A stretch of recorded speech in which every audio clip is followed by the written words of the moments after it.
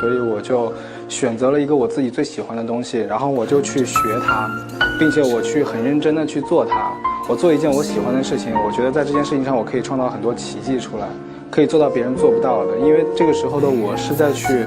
开拓它，对，然后我会有很多的想法，我会去不断的去思考，然后所以就觉得我可以做好它。但是如果我很有感觉的歌，像我这张专辑里面的歌都是我很有感觉的，都是我自己精挑细选和包括我写的，所以我在唱的时候我是会有情绪的，然后也就意味着我每次唱它的时候我的情绪都不一样。对，然后我情绪不一样，我甚至会变，我同样的旋律我的情绪会变，甚至我的音色都会变，会跟着我的情绪而变。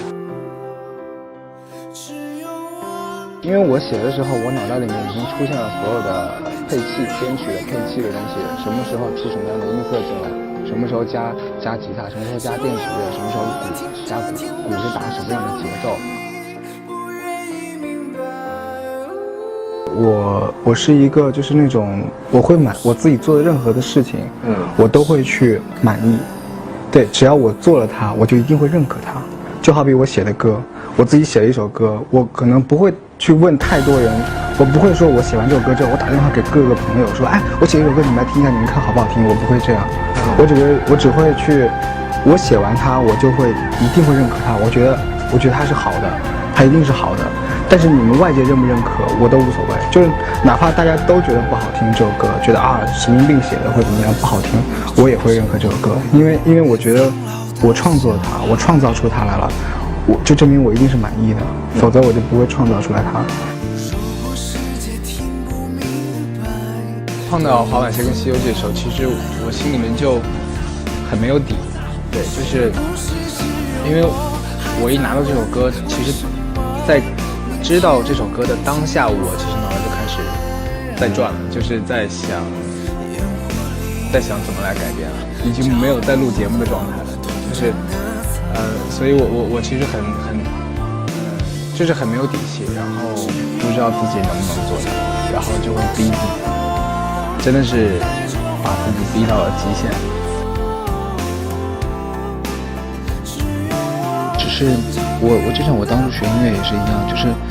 演唱这一块其实是为了辅助我的创作。对，因为我写一首歌，我可能有时候通过乐器很难表达出我想表达的，那我的人生可以表达出我想表达的那个真正的情绪，那我才会去把它唱出来。那这个时候其实我更享受的是创作，演唱是为创作服务的。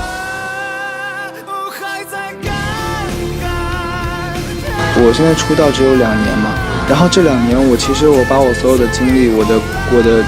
关注点全部只放在了音乐上面。工作的时候，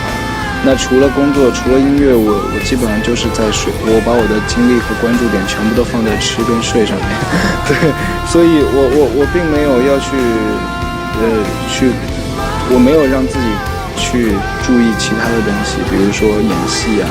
这些东西，我都不去关注它，因为我想让自己的脑袋里面先把一件事情做好，先把音乐去完全做好了。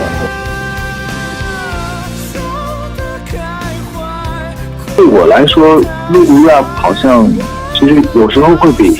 唱歌还要难，因为 rap 呢，就是它需要，虽然听起来感觉好像你只是在说而已，但其实它的每个段落都是有不同层次的。你的情绪一定要有变化。所以我在唱 rap 的时候，这个里面7天这个 rap 里面其实用了很多种层次，包括轻的力道的，包括重的力道的。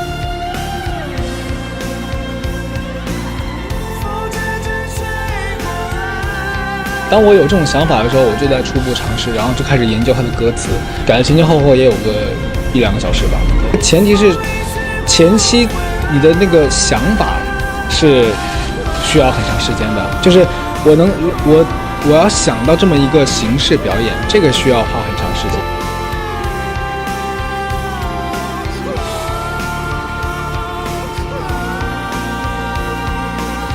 我始终理解，就是很多的艺术的东西一定要去体验它最美好的时候，但是比如说如果我出了一个蓝光 DVD， 它一定是没有现场听的会好，对，然后那种真正音乐上身临其境的感觉是在 DVD 上是感受不到的。那我觉得这个跟艺术是不相符的，对，其实就是比如说就是很多就跟烟花一样，就是烟花你一定是在当下你放了这个烟花，你当下看到它炸开那一瞬间，你觉得是最美的。但是如果你把视频把它拍下来，你回去在电视上看你那个烟花的时候，你会没有感觉的。对，所以说就是一个概念，就是对，所以我觉得这个并不是最好的一种艺术，所以我还是坚持觉得，演唱会是一定要看 live 现场。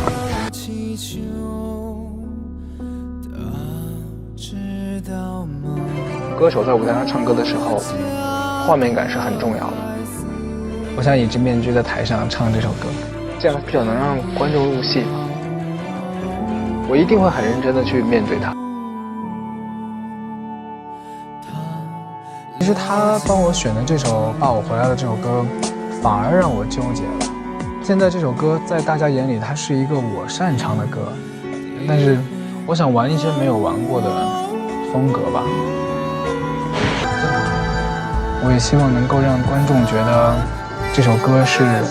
我的版本，而不是我在唱周杰伦的歌。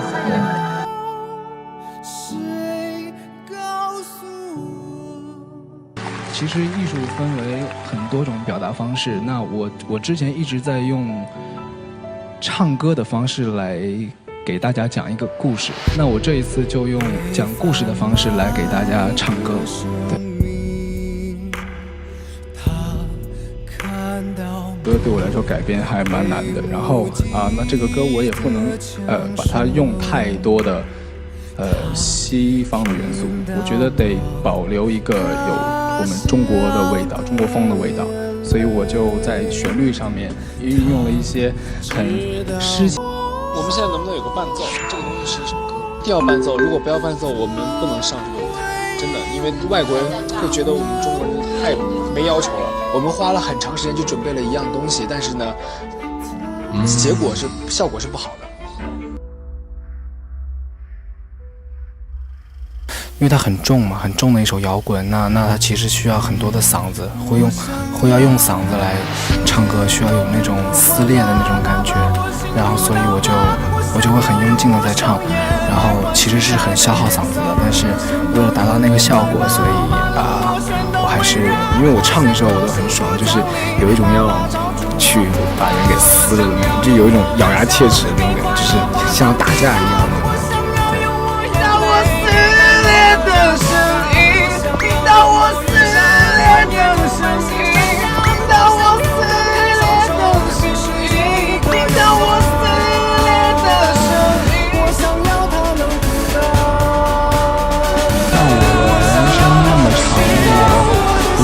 如果说我因为这种唱法而让我只能唱到40度的话，可是这40度之前我用这个音色，它是最美的，它是在我最好的一个时间段，来去做一个最美的事情，这样子，然后哪怕时间不长，我也觉得 OK。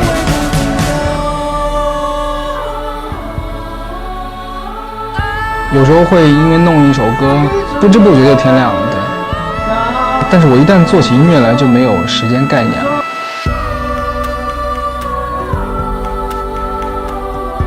我觉得在音乐性上面的话，我应该会很严肃的，就是在音乐上，因为我自己在做音乐是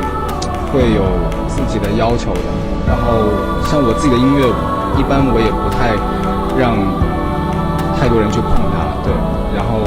像我跟我身边的一些幕后的音乐团队，也是我会有很多的要求，然后也再包括我以前参加一些其他的节目，也是只要在做音乐这一块，都会去高要求，或者是去高要求别人。已经写了11年的歌了，所以我第一次出现在观众面前的时候，我已经写了很多年的歌了，而那个时候我也研究音乐研究了很多年。我从小到大我并没有做很多事情，我的成绩也不好，我一直在做的就一件事情，就是音乐。人一辈子能把一件事情做好就好了。音乐一定是旋律是第一，有的音乐它是可能词是大于旋律太多倍了，你放到外国人面前去唱的时候，当他们听不懂这些词的时候，可能会 get 不到你在干嘛。在唱现场的时候，我感觉层次感更明显，会好一些。我就自己写了一段，但是我写的时候，我又不能破坏这首歌的美感。在我心里面，创作一定是大于演唱的。在我心里啊，就是我之所以会唱歌，是因为我每次写的一首歌，我觉得用钢琴弹这个旋律，或者是用吉他弹这个旋律，我觉得没有唱出来的那个要好听。所以歌手在演唱的时候，它只是一个音乐作品里的一个音色而已，它和吉他、鼓、贝斯所有的东西都是一样的。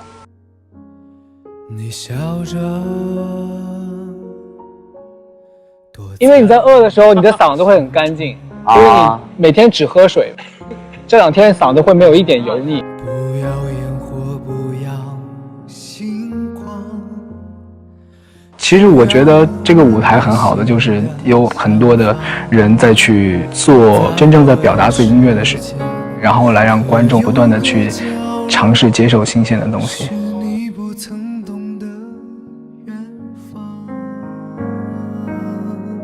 这个弄了2天2夜，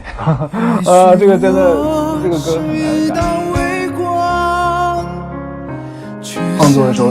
不断的去写新的东西进来，然后一边又否定掉它。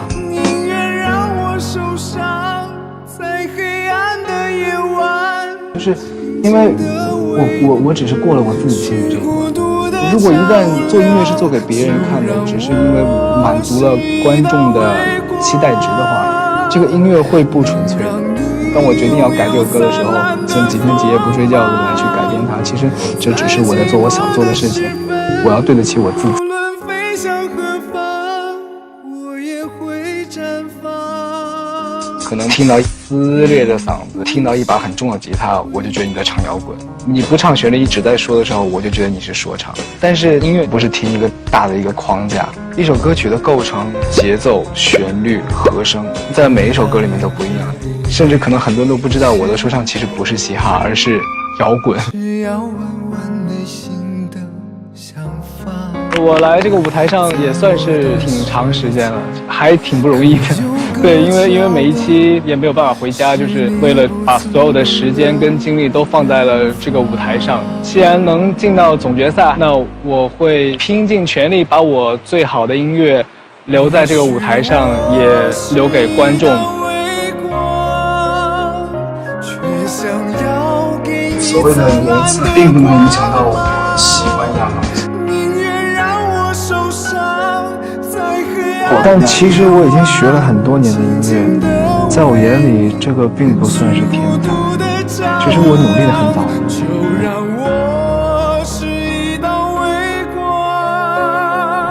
我在每一个阶段写的东西，一定是拿自己想要表达的东西。每一个时代的音乐是不同的。那在改编一首歌的时候，我当然是希望每一个时代都有每个时代的表达。